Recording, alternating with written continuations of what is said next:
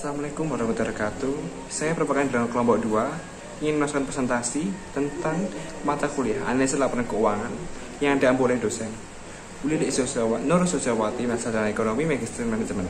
Dan pada kali ini saya merupakan dari kelompok 2 ingin melakukan satu presentasi dalam analisis laporan keuangan PT Gudang Garam Tbk.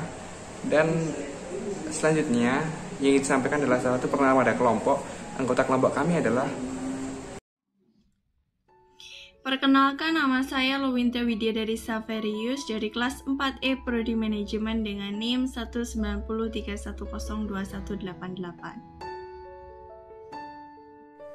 Halo teman-teman, perkenalkan nama saya Pupa Abivia, NIM saya 1903102209. Saya dari 4E Manajemen, saya kelompok 2. Hai teman-teman, perkenalkan nama saya Agus Rubianto, NIM 1903102210 dari kelompok 2. Halo, perkenalkan saya Indah Puji Lestari, NIM 19061012187 dari kelas 4E Manajemen. Hai teman-teman, perkenalkan nama saya Alfiana Febrianti dari kelas 4E Manajemen. Halo, perkenalkan nama saya Fadila Mustika Nurpalupi dari kelompok 2 Prodi Manajemen, NIM 190310215. Halo, perkenalkan nama saya Ari Joko Widianto, nomor NIM 903102216, Prodi Manajemen kelompok 2. Halo teman-teman, nama saya Risa Erika Nuryansari, nomor induk mahasiswa 1903102241, saya dari kelas 4E Manajemen. Halo, perkenalkan nama saya Fitri Andrianto, nomor NIM 1903102217. Nama saya Rika Supir Moko, saya dari kelas 4E Manajemen. Untuk NIM saya 1903102237. Yang pertama, mari kita mengenal PT Gudang Garam Tbk. Apa sih PT Gudang Garam Tbk itu? Nah, PT Gudang Garam Tbk merupakan suatu merek perusahaan yang memiliki nominasi produsen rokok terbesar di Indonesia, yang tentunya sangat populer sekali di kalangan masyarakat Indonesia. Nah, PT Gudang Garam Tbk ini didirikan pada tahun 1958.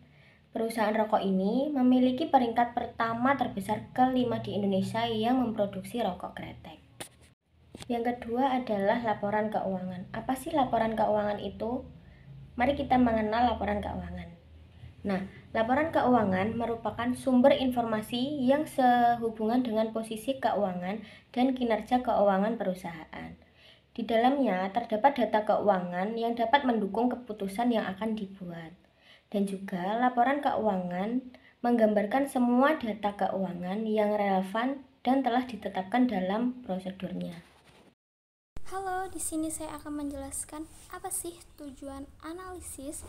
Tujuan analisis adalah informasi yang mengenai suatu keuangan yang sangat penting atau yang sangat bermanfaat untuk berbagai pihak seperti investor, kreditur, pemerintah, bankers, pihak manajemen, atau pihak-pihak lain yang dapat atau mempunyai kepentingan guna pengambilan keputusan sesuai dengan bidangnya. Selanjutnya, saya akan menjelaskan tentang laporan keuangan. Laporan keuangan ada dua, yaitu neraca dan laporan laba rugi. Saya akan menjelaskan tentang neraca dulu. Neraca adalah laporan yang sistematis tentang aktiva, hutang, serta modal dari suatu perusahaan pada saat tertentu. Lalu, tujuan neraca apa sih? Tujuan neraca adalah untuk menunjukkan posisi keuangan suatu perusahaan pada saat-saat tertentu. Neraca sendiri terdiri dari 3 bagian utama, yaitu aktiva atau aset, dan yang kedua ada kewajiban atau liabilitas, yang ketiga ada modal atau equity. Selanjutnya ada laporan laba rugi. Laporan laba rugi adalah laporan yang memberikan informasi tentang komposisi keuangan penjualan, harga pokok, dan biaya-biaya perusahaan selama satu periode tertentu. Melalui laporan laba rugi dapat diketahui jumlah keuntungan yang diperoleh atau kerugian yang dialami oleh suatu perusahaan selama periode tertentu. Di laporan laba rugi ada dua bagian juga nih. Yang pertama ada bentuk single step, yaitu merupakan gabungan dari jumlah seluruh penghasilan baik pokok atau operasional maupun di luar pokok atau non operasional dijadikan satu. Dan yang kedua ada multiple step, yaitu merupakan pemisah antara komponen usaha pokok atau operasional dengan di luar pokok atau non operasional. Selanjutnya, apa sih analisis rasio keuangan itu? Analisis rasio keuangan itu adalah salah satu tingkat di mana perusahaan tersebut mengalami suatu profitabilitas ataupun suatu keuntungan di dalam suatu kesehatan perusahaan tersebut. Dan macam-macam dari rasio keuangan itu dibagi menjadi 4, yaitu antara lain rasio profitabilitas, rasio aktivitas, rasio likuiditas, dan rasio solvabilitas. Pada materi ini saya akan menjelaskan mengenai materi macam-macam rasio. Yang pertama ada rasio likuiditas. Rasio likuiditas merupakan rasio yang menggambarkan kemampuan perusahaan untuk menyelesaikan kewajiban jangka pendeknya, di mana rasio-rasio ini dapat dihitung melalui sumber informasi tentang modal kerja ataupun pos-pos aktiva lancar dan hutang lancar. Macam-macam dari rasio likuiditas itu sendiri, yang pertama ada current ratio. Rasio keuangan ini digunakan untuk membandingkan aktiva lancar dan hutang lancar. Yang kedua ada quick ratio atau sering disebut sebagai rasio cepat. Rasio ini digunakan untuk mengukur kemampuan perusahaan dalam menggunakan aktiva lancar tanpa mengurangi persediaan. Yang ketiga ada cash ratio atau sering disebut sebagai rasio cash. Rasio ini digunakan untuk mengukur kemampuan perusahaan untuk menutup kewajiban pendeknya hanya menggunakan cash atau setara cash. Kemudian rasio selanjutnya adalah rasio solvabilitas. Rasio ini digunakan untuk mengukur kemampuan perusahaan dalam memenuhi segala kewajibannya, baik dalam jangka pendek maupun jangka panjang apabila perusahaan terlikuidasi. Macam-macam dari rasio solvabilitas itu sendiri antara lain satu, total debt to asset, merupakan rasio utang yang digunakan untuk mengukur perbandingan antara total utang dan total aktiva. Kemudian yang kedua ada debt to equity ratio, merupakan rasio keuangan yang digunakan untuk membandingkan antara jumlah hutang dengan jumlah ekuitas perusahaan. Nah, materi yang akan saya jelaskan adalah macam-macam rasio. Rasio profitabilitas. Profitabilitas adalah kemampuan bagaimana menggambarkan perusahaan untuk mendapatkan laba melalui semua kemampuan sumber yang ada seperti kegiatan penjualan, kas, modal, jumlah karyawan, jumlah cabang dana, sebagainya. Nah, macam-macamnya ada dua. Yang satu margin laba kotor, yang kedua margin laba operasional. Lalu rasio aktivitas. Rasio aktivitas adalah salah satu rasio yang membandingkan antara tingkat penjualan dan investasi pada semua aktiva yang dimiliki perusahaan. Analisis rasio aktivitas ini diperlukan oleh suatu perusahaan, barang maupun jasa untuk menilai efisiensi suatu perusahaan dalam memanfaatkan aset yang dimiliki. Nah, macam-macamnya ada 3. Yang satu perputaran aktiva, yang kedua ada perputaran modal kerja, yang ketiga ada perputaran aktiva tetap. Selanjutnya adalah jenis penelitian. Metode yang digunakan dalam menganalisis laporan keuangan pada PT Gudang Garam Tbk ini adalah metode analisis deskriptif kuantitatif. Metode ini menjelaskan hasil penelitian berupa data-data laporan keuangan yang berhubungan terhadap kinerja perusahaan. Data yang dihasilkan berupa informasi akuntansi yang digunakan oleh pihak manajemen dalam bentuk laporan keuangan yang kemudian dianalisis dengan menggunakan rasio keuangan yang diperlukan dan dapat menunjukkan informasi mengenai profitabilitas, likuiditas, dan solvabilitas. Baiklah, di sini saya akan membacakan laporan keuangan dari PT Gudang Garam Tbk pada tahun 2015, 2016, dan 2017. Berikut ini laporan keuangannya. Pada tahun 2015, total aset PT Gudang Garam Tbk yaitu sebesar Rp63.505.413. Dan pada tahun 2016 yaitu sebesar Rp62.951.634. Dan pada tahun 2017 yaitu sebesar Rp66.759.930. Untuk liabilitas atau kewajiban pada tahun 2015 yaitu sebesar Rp25.497.504 dan pada tahun 2016 yaitu sebesar Rp23.387.406 dan pada tahun 2017 yaitu sebesar Rp24.572.266. Untuk shareholder capital atau modal pemegang saham pada tahun 2015 yaitu sebesar Rp39.799 dan pada tahun 2016 yaitu sebesar Rp39.564.228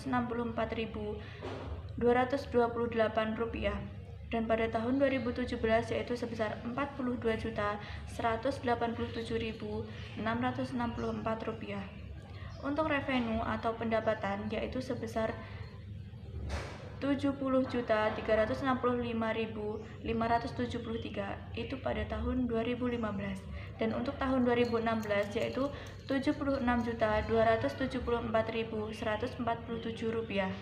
dan untuk 2017 yaitu sebesar Rp83.305.925 dan untuk comprehensive profit atau keuntungan komprehensif pada tahun 2015 yaitu sebesar Rp6.458.516 dan pada tahun 2016 yaitu sebesar Rp6.846.081 dan untuk tahun 2017 yaitu Rp7.703.622.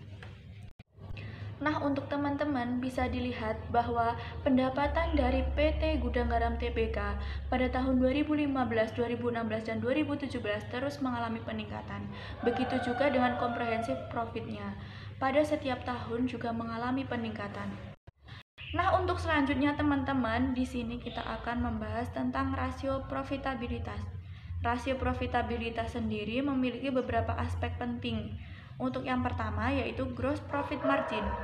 Gross profit margin ini merupakan rasio yang digunakan untuk mengukur efisiensi pengendalian harga pokok dalam suatu perusahaan. Pada PT Gudang Garam Tbk tahun 2015 memiliki gross profit margin sebesar 22,0%. Dan pada tahun 2016 terjadi penurunan nilai rasio sebesar 21,8%. Meskipun terdapat peningkatan dalam volume penjualan pada PT Gudang Garam Tbk, tetapi gross profit margin mengalami penurunan karena disebabkan oleh naiknya komoditas harga rokok. Dan pada tahun 2017 terjadi peningkatan dalam gross profit margin sebesar 0,1%.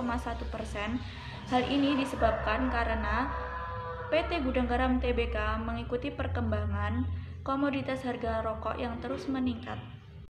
Untuk yang kedua teman-teman yaitu return of investment. Return of investment ini digunakan untuk mengukur kemampuan perusahaan dengan menghitung jumlah aktiva yang digunakan dalam operasi perusahaan untuk menghasilkan laba.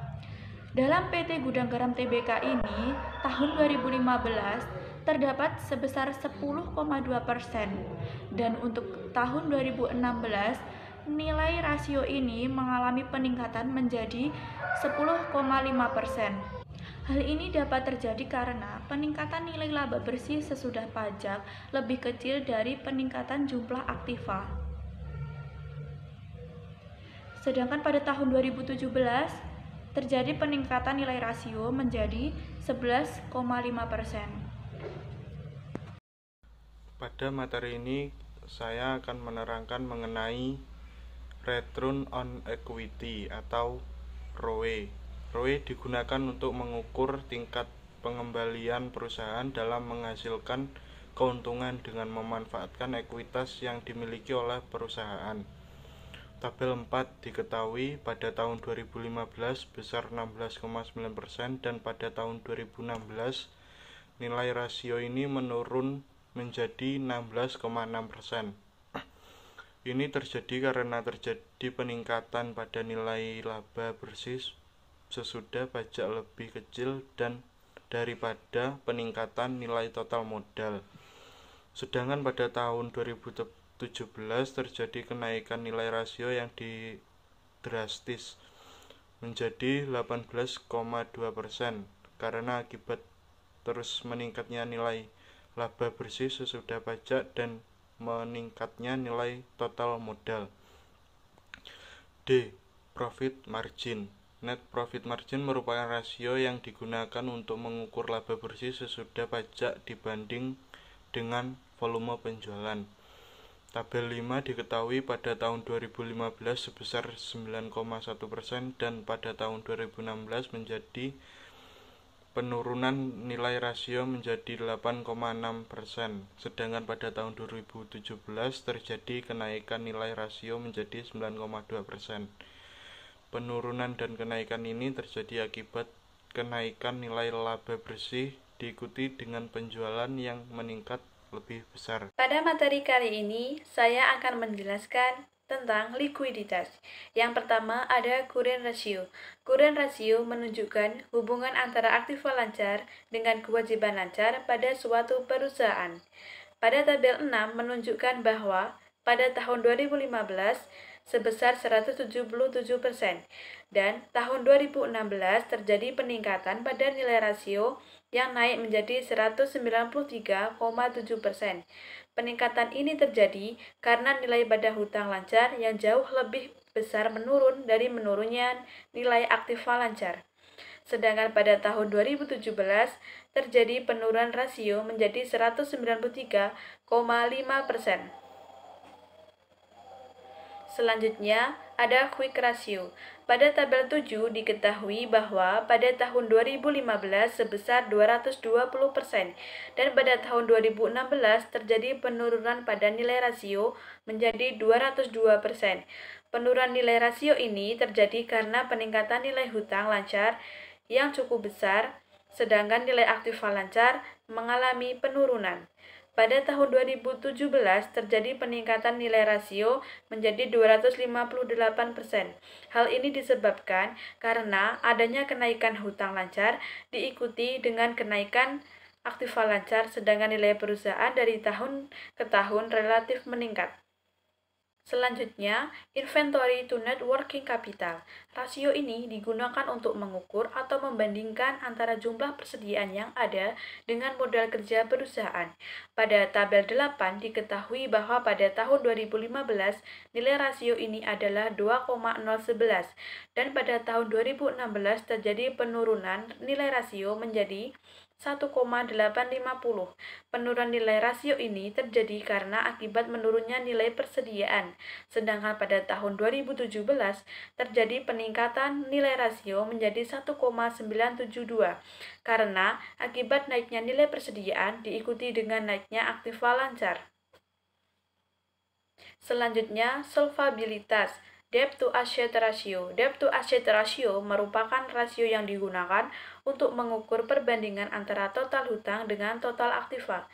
Pada tabel 9 diketahui bahwa pada tahun 2015 nilai rasio sebesar 40,1% dan pada tahun 2016 dan 2017 terjadi penurunan nilai rasio. Penurunan nilai rasio ini terjadi karena penurunan nilai total aktiva lebih besar daripada penurunan nilai total hutang. Pembahasan B. Debt to equity ratio.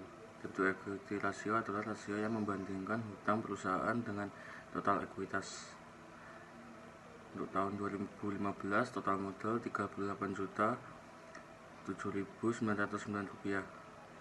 Total hutang 25.497.504 rupiah. Debt to equity ratio 0,670. Debt to equity rasionya 67%. 2016 untuk total modal 39.564.228 rupiah. Untuk total hutangnya 23.387.800 rupiah. Untuk debt to equity rasionya 0,591. Debt to equity rasionya 59,1%. Untuk tahun 2017 total modalnya 42.187.664 rupiah. Untuk total hutangnya 24.572.266 rupiah. Debt to equity rasionya 0,582. Debt to equity rasionya 58,2%. Tabel 10 diketahui pada tahun 2015 sebesar 67% dan pada tahun 2016 sampai 2017 terjadi penurunan nilai pada rasio. Penurunan nilai rasio ini disebabkan oleh peningkatan nilai total modal yang lebih besar dari peningkatan dan penurunan nilai total hutang. Dan selanjutnya, sebelum menutup acara pada kali ini, terima kasih atas perhatiannya Bapak Ibu dosen dan juga teman-teman semua atas partisipasinya. Saya terima kasih, dan terima kasih juga pada teman-teman kelompok 2 sudah melakukan satu tindakan yang sangat bagus dan tetap semangat. Sekian dari saya, wassalamualaikum warahmatullahi wabarakatuh.